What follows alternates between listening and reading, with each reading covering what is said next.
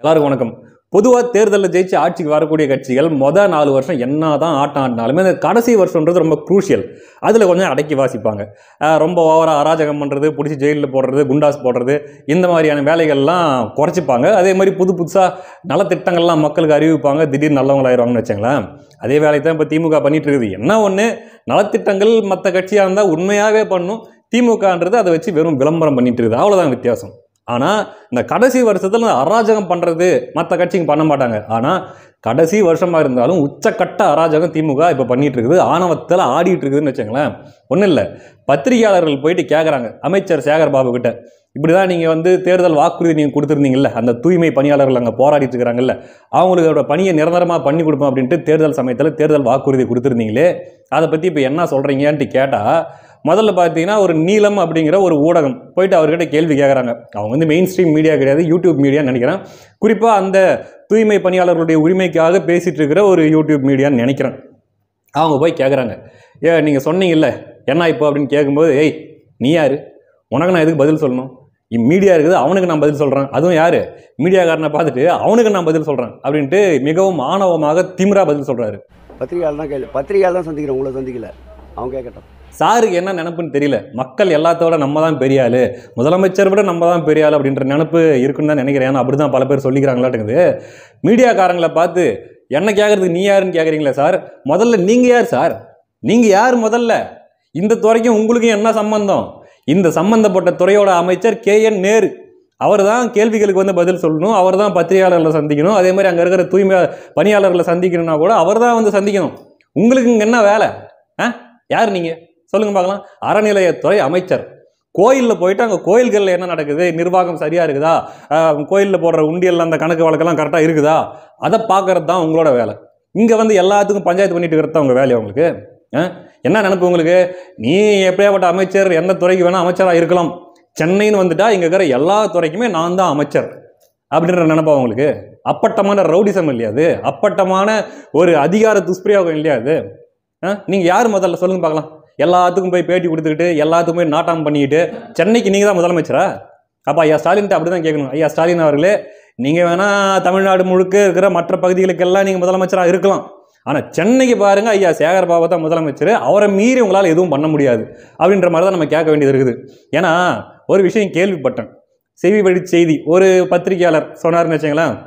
என்ன சொன்னார்னா, இப்படி தான் ஒரு தடவை போயிட்டு ஒரு உதயநிதி போயிட்டு சேகர் பாபு கிட்ட கேட்டாராம், என்ன நீங்கள் இந்த வடசென்னை வளர்ச்சி திட்டம், வடசென்னை முன்னேற்றத்திற்காக வரக்கூடிய நிதி, வடசென்னை வளர்ச்சி நிதி எல்லாத்தையுமே நீங்களே எடுத்துகிட்டு போய் வச்சிருக்கீங்களாமே, அப்போ கம்பெனிக்கு என்ன மரியாதை இருக்குது, கம்பெனிக்கு சேர வேண்டியதெல்லாம் எங்கே அப்படின்ட்டு போய் சேகர் பாபு கிட்ட கேட்ட மாதிரியும், அதற்கு சேகர் பாபு அவர்கள் தம்பி போய் வேலையை பாரு, அதெல்லாம் நீ என்கிட்ட கேட்டுக்கிற வேலை உனக்கு இல்லை, புரியுதா, முதலமைச்சர்கிட்ட நான் பேசிக்கிறேன், அவர் என்னை கேட்கட்டும், நான் பேசிக்கிறேன், நீ கிளம்பு அப்படின்ற மாதிரி உதயநிதி அவர்களை டீல் பண்ணியதாகவும் ஒரு செய்தி. அது எந்த அளவுக்கு உண்மைன்னு தெரியல, கேள்விப்பட்டேன். இப்படியாக சென்னையில் உட்காந்துக்கிட்டு நாட்டம் பண்ணுறதவங்க வேலையா சேகர் பாபு சார்? சரி, வடசென்னை வளர்ச்சி நிதி எங்க, அதை வச்சு வடசென்னை நீங்கள் எந்த அளவுக்கு வளர்த்தி காட்டிருக்கிறீங்க காட்டுங்க பாருங்க. வடசென்னையோட ஒவ்வொரு வீதிகளையும் காட்டுங்க, எந்த அளவுக்கு நீங்கள் வடசென்னை அந்த வளர்ச்சி நிதியை வச்சு நீங்கள் வளர்ச்சி அடைய வச்சிருக்கிறீங்கன்றதை பார்க்கலாம். முதல்ல பத்திரிகையாளர்கள் உங்ககிட்ட கேள்வி கேட்குறாங்கன்னா அதுக்கு உரிய பதிலை மரியாதையாக கொடுங்க. அதை விட்டுட்டு எகத்தாளமா என்ன யாரு கேட்டா இங்கே காட்டு கொடு பார்க்கலாம் அப்படிங்கிற மாதிரி அவங்ககிட்ட பேசுறது என்ன, மிரட்டுறீங்களா? அப்போ பத்திரிகையாளர்களும் சரி, ஊடகவியலாளரும் சரி, மக்களும் சரி, யாரும் உங்ககிட்ட எந்த கேள்வியும் கேட்கக்கூடாது. கேட்டினா மிரட்டுவீங்க, என்ன பண்ணிடுவோம் தெரியுமா உனக்கு அப்படிங்கிற மாதிரியான ஒரு தோற்றத்தை உங்கள் முகத்திலேயே காட்டிடுவீங்க இல்லையா? வாக்குறுதி கொடுக்கல, எங்க தேர்தல் வாக்குறுதி கொடுத்துருக்குறோம் காட்டு அப்படிங்கிறீங்க. நீங்கள் காட்டு அப்படின்னா எல்லாரும் ஒத்துக்குவாங்க, ஐயோ பாவண்டே இவங்க தேர்தல் வாக்குறுதியை கொடுக்கல, எல்லாம் இவங்களை போட்டு பொய்யா ஏமாத்துறாங்க, வாக்குறுதி கொடுத்துட்டாங்கன்ட்டு இவங்க மேலே பழி போடுறாங்கன்னு மக்கள் நினச்சிப்பாங்களா? மக்களுக்கு தெரியவே தெரியாதா நீங்கள் வாக்குறுதி கொடுத்துருக்கிறீங்கன்ட்டு? முதல்ல ஒத்துக்கங்க என்னன்ட்டு. ஆமாப்பா நாங்கள் வாக்குறுதி கொடுத்தோம், என்ன பண்ணுறது, இப்போ ஒரு கம்பெனியோட டீலிங் போட்டோம், எங்கள் கம்பெனி அந்த கம்பெனியோட ஒரு டீல் வச்சிருச்சு, காசும் வாங்கிவிட்டோம், என்ன பண்ணுறது அப்படிங்கிற மாதிரி சொல்லியிருந்தாங்கன்னா கூட சரி பரவாயில்ல. பீஸ்ட் படத்தில் சொல்லுவாங்கல்ல, எதுக்குடா அப்படின்ட்டு இந்த விஜயை கொலை பண்ணுறதுக்கு 2 பேர் வருவாங்க. அதில் ஒருத்தன் சொல்லுவான், அண்ணன் காசு வாங்கிட்டேன்டா, அப்படியா எனக்கு கொடு அப்படின்னு கேட்கும்போது செலவு பண்ணிட்டேன்டா அப்படிம்பா இல்லையா? அந்த மாதிரி நாங்கள் ஒரு டீல் போட்டோம், அதனால் பண்ண முடியலைங்க, என்ன பண்ணுறதுன்ற மாதிரி சொன்னால் கூட பரவாயில்ல, நாங்கள் வாக்குறுதியே கொடுக்கலையே அப்படின்ற மாதிரி நீங்கள் கேட்குறீங்க. காட்டுறேன் இருங்க. தேர்தல் வாக்குறுதி எண் 285 படிக்கிறேங்க கேளுங்க. ஊராட்சிகள், அரசு பள்ளிகள், அரசு மருத்துவமனைகள், அரசு மாணவர் விடுதிகள், நகராட்சி, மாநகராட்சி, ஓகே, மாநகராட்சி, பேரூராட்சிகள் ஆகியவற்றில் பணிபுரியும் தூய்மை பணியாளர்களின் பணி, ஊதியம், ஓய்வூதியம் போன்ற கோரிக்கைகள் உடனடியாக நிறைவேற்றப்படும். லேட்டா கூட கிடையாது, உடனடியாக நிறைவேற்றப்படும் அப்படின்றது உங்களுடைய தேர்தல் வாக்குறுதி எண் 285. இப்போ என்ன சொல்ல போறீங்க? வாக்குறுதி கொடுத்துருக்கிறீங்க, சரியா? கொடுத்துட்டு இப்போ இப்படிதான் கொடுத்துருக்கிறீங்களே ஐயா, இப்போ அங்கே போராடிட்டு இருக்கிறாங்களே ஐயா மக்கள், அவங்களுக்கு என்ன பதில் சொல்றீங்கன்னு கேட்டால் நாங்கள் எப்போ கொடுத்தோம் அப்படின்ட்டு கேள்வி கேட்குறவங்களை மிரட்டுறீங்க அப்படின்னா இதுதான் திமுகவின் உச்சக்கட்ட ஆணவ போக்கு. மக்களை எந்த அளவுக்கு இவங்க மதிக்கிறாங்க, கேள்வி கேட்க வர ஊடகவியலாளர்களை எந்த அளவுக்கு மதிக்கிறாங்க அப்படின்றது இதுலேருந்தே பார்த்து தெரிஞ்சுங்க. எனக்கு புரியாத ஒரு புதிர், வடசென்னை மக்கள் எப்படி இவருக்கு ஓட்டு போட்டீங்க? புரியலையே. பார்த்துக்கங்க கொஞ்சம். நீங்கள் ஓட்டு போட்டு தேர்ந்தெடுத்தீங்களா உங்கள் அமைச்சர், அந்த அமைச்சருடைய லட்சணம் என்னன்னு பார்த்துக்கங்க. அடுத்த தடவை ஓட்டு போடும்போது இந்த காட்சியெல்லாம் உங்கள் கண்ணு முன்னாடி வரணும். அதுக்காக தான் சொல்லிட்டு இருக்கிறேன்.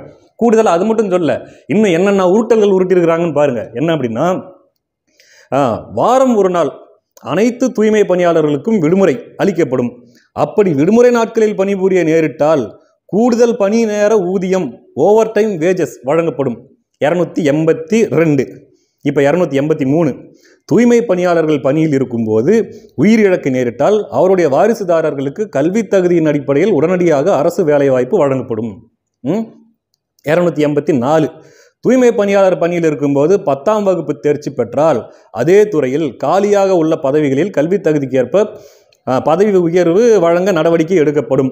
இவ்வளவும் சொல்லியிருக்கிறீங்க தேர்தல் வாக்குறுதியில். இப்போ ராம்கின்ற ஒரு நிறுவனத்துக்கு இதை நீங்கள் வித்துருக்கிறீங்க, ஒரு டீலிங் போட்டீங்க. இப்போ நாளைக்கு அந்த ராம்கி நிறுவனம் இது எல்லாத்தையும் பண்ண போதா? ஒரு நாள் லீவ் போட்டால் அவங்களுக்கு எக்ஸ்ட்ரா வேஜஸ் கொடுக்கறது, அதே போல் படித்து 10ஆம் வகுப்பு தேர்ச்சி பெற்றுட்டா அவங்களுக்கு அதே இதில் அரசு பணி நான் வாங்கித்தரேன் அப்படிங்கிறது, இது எல்லாத்தையுமே அந்த ராம்கின்ற நிறுவனம் செய்யுமா? இந்த தேர்தல் வாக்குறுதியை நம்பித்தான மக்கள் உங்களுக்கு ஓட்டு போட்டாங்க. இந்த தேர்தல் வாக்குறுதியை நம்பி ஓட்டு போட்டதுனால நீங்கள் ஜெயிச்சிங்க. நீங்கள் ஜெயிச்சு அவங்களுக்கு எதுவுமே செய்யலைன்றதுனால தான் அந்த தேர்தல் வாக்குறுதியை நிறைவேற்றினீங்களா அப்படின்ட்டு கேள்வி கேட்குறாங்க. கேட்டால் அவங்களுக்கு ஏன் சார் கோவம் வருது? எதுக்கு கோவம் வருது? கோவப்படுறதுக்கு முதல்ல உங்களுக்கு உரிமை இருக்கா? என்ன அதிகாரம் இருக்குது, என்ன உரிமை இருக்குது நீங்கள் கேள்வி கேட்டால் கோவப்படுறதுக்கு? சொல்லுங்க பார்க்கலாம். இதில் உங்கள் பக்கத்தில் ஒருத்தங்க நின்றுக்கிறாங்க பாருங்க தண்டத்துக்கு. இவர் எங்கெங்கெல்லாம் போகிறாரோ அங்கங்கெல்லாம் பின்னாடியே இவங்களும் ட்ராவல் பண்ணிட்டு இருப்பாங்க. இவங்களுக்கு ஏன் இருக்கிறோம், எதுக்கு இந்த மேயர் பதவி, அதெல்லாம் எதுவுமே கிடையாது. அறநிலைத்துறை அமைச்சரோட சென்னை மேயருக்கு எல்லா நேரத்திலும் என்ன வேலை சொல்லுங்க பார்க்கலாம். அறநிலைத்துறை அமைச்சருடைய பணிகள் வேற, சென்னை மேயருடைய பணிகள் வேற. உங்களுடைய பணிகள் நீங்கள் செய்யாமல் அவங்கக்கிட்ட எப்போ பார்த்தாலும் பக்கத்தில் ஒரு அசிஸ்டண்ட்டு. இப்போது இந்த அரசியல் கட்சி தலைவர்லாம் பேட்டி கொடுக்கும்போது கூட என்னோட மூஞ்சி தெரியும் அப்படின்றதுக்காகவே ஒரு 4-5 பேர் நிற்பாங்க பாருங்க, முன்னாடி நின்றுருப்பாங்க பாருங்க. இப்போ நான் சீமான் அவர்கள் பேட்டி கொடுத்தாலும் சரி, தோழர் திருமாவர்கள் பேட்டி கொடுத்தாலும் சரி, யாராவது ஒருத்தர் ப்ரெஸ் மீட் கொடுக்கும்போது கூட எப்பயுமே ஒரு 2-3 பேர் முன்னாடி நின்றுருப்பாங்க, முன்னாடி என் மூஞ்சி ஃபஸ்ட்டு தெரியணும்ன்ட்டு. அந்த மாதிரி அமைச்சர் சேகர்பாபு கூட எப்போ பார்த்தாலும் மேயர் பிரியா அவர்கள் எதுக்கு பண்ணுறது திமுக தனம். அது என்ன திமுக தனம்னு கேட்குறீங்களா? அதான் நாங்கள் ஆட்சிக்கு வந்தால் இதை பண்ணுவோம் அதை பண்ணுவோம்னு சொல்லி மக்களை ஏமாற்றி ஓட்டு வாங்கிட்டு ஆட்சிக்கு வந்ததுக்கப்புறம் எங்கெங்கே பண்ணுறீங்கன்னு நீங்களே எங்கெங்கன்னு கேட்டால் அடிச்சு விடுவோம் பார்த்து போ அந்த பக்கம். ஆமாம், என்ன சும்மா இன்னும் கேள்வி கேட்டுங்கிற பிடிச்சி ஜெயிலில் போட்டுருவோம், ஒழுங்கு மரியாதை ஓடி போயிரு அப்படின்னு சொல்கிறாங்க இல்லையா? இதுக்கு பேர் தான் திமுக தனம். அப்போ எதுக்காக இதெல்லாம் சொல்கிறேன் அப்படின்னா, பார்த்துங்க மக்கள், பார்த்துங்க, அதுவும் குறிப்பாக வடசென்னை மக்கள் பார்த்துங்க. இந்த கேரக்டர் தான் உங்களுக்கு மறுபடியும் அமைச்சராக வேணுமா, மறுபடியும் உங்களுக்கு எம்எல்ஏவே வேணுமா அப்படிங்கிறத நீங்கள் முடிவு பண்ணிக்கங்க. ஆமாம், இவர் மட்டும் இல்லை, இதே ஃபார்முலா தான் ஒட்டுமொத்த திமுகவுமே. இவர் அதனுடைய ஒரு ரெப்ரசன்டேட்டிவ் அப்படி வேணால் எடுத்துக்கலாம். அதனால் அடுத்த தடவையாச்சும் மக்கள் பார்த்து கொஞ்சம் உஷாராக ஓட்டு போடுங்க. அடுத்த காணொளியில் சந்திக்கலாம். நன்றி.